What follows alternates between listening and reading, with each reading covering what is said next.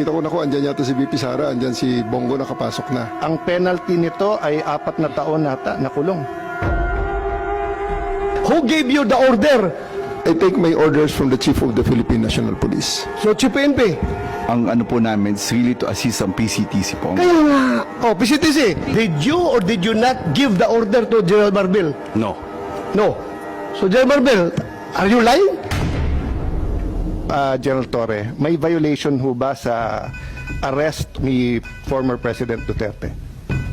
No, sir. Any person arrested or detained or to shall be allowed visits by or conference with any member of the immediate family or any medical doctor or priest, minister chosen by him. I saw the video, sir. President Duterte was asking for his own doctors. Sir, we have substantial doctor.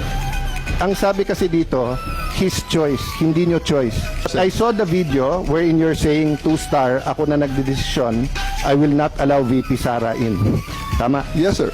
Hindi ba siya anak? Nung nakita ko tong batas na to, nakalagay, pag anak, you cannot stop them. Ang penalty nito ay 4 na taon nata na kulong. Bawal na pigilan yung anak na bumisita. So, it's your call to violate the law.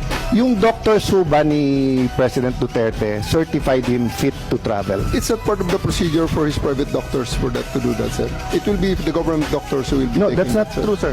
Ang nakalagay ho dito sa batas, it can be his doctors.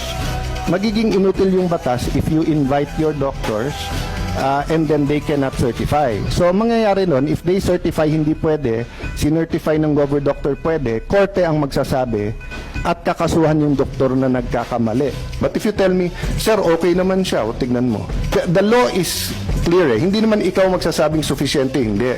But you're supposed to allow all of his doctors in right away and you're supposed to allow his family members there and not deny them.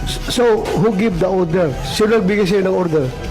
Sir, I have a team You're of the deputy one there. there. Wala si SOG doon. Ikaw ang nagkarga sa kanya sa aeroplano. Kaya tinatanong kita, who gave you the order? Still, sir, I take my orders from the Chief of the Philippine National Police. So, Chief PNP. It's always the guidance that ang ano po namin is really to assist ang PCTC po. Kaya nga. Oh, PCTC, did you or did you not give the order to General Marbil? No. No. So, General Marbil, are you lying? So I'm not lying, but I just want to have the executive privilege po regarding this matter, this Ay, operation matter. nandito na tayo eh. Executive privilege ka dyan. Bakit naging executive privilege? Kanina sinabi mo, PCTC ang nagbigay ng order. Ngayon, mag-executive privilege ka. Sino-sino na tinuro mo? That's why we didn't want to attend the last hearing, because this is what we were expecting, ma'am. We didn't want to be bullied. We are not bullying you, sir. Ha? We want the truth. Secretary Remulla, I recall that General Torre, nagbigay siya ng interview na sinabi niya, bigyan lang ako ng eroplano. Ako nang bahala dyan. Arrest him and bring him to the Hague. Yun na. Simple as that. Arrest him and bring him to the Hague. Sagot ko lang, sir, bigyan mo ko aeroplano. O di ayos. So Secretary Remulla, nagpa-interview na si General Torre. We're not bullying him. He voluntarily gave this interview. Sinabi niya na siya talaga. Paano ba yun? Sino nag-utos sa kanya? I gave them the advice. That, So kayo ang number one, nagutos? serve the warrant of arrest. And number two, surrender him to the Hague. That's what the law provides. So, sir, you're the one giving the orders. Well, in some ways, because I gave them the legal basis for all the actions that happened. So, you're the one giving the orders.